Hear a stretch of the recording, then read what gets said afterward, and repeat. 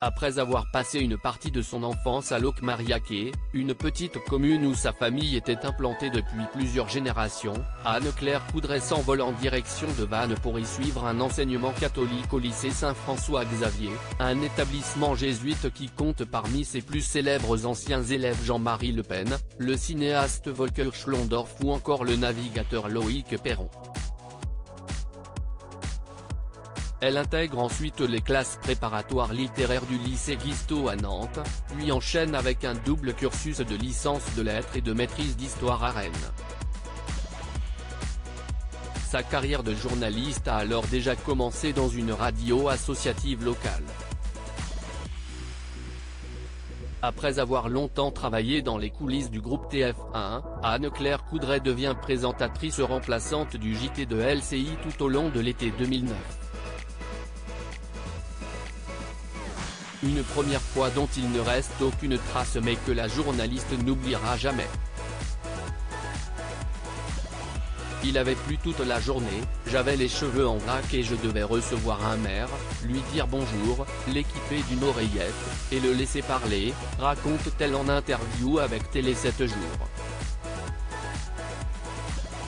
En l'absence de l'invité, le rédacteur en chef de LCI lui demande d'improviser, tu prends sa place et tu vas nous raconter ta journée.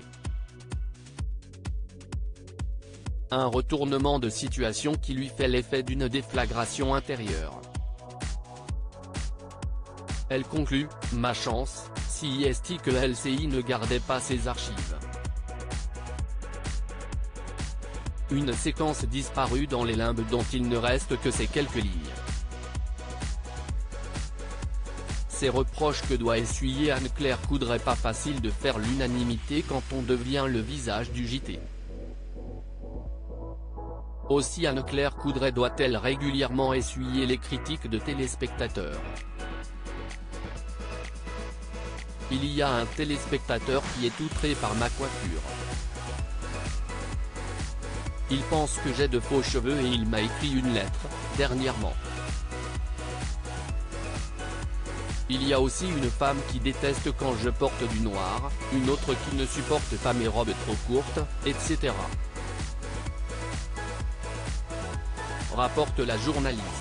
Un jeu auquel la journaliste accepte de se plier volontiers, évoquant au passage un téléspectateur qui lui reproche de trop bouger le bras gauche contre son buste.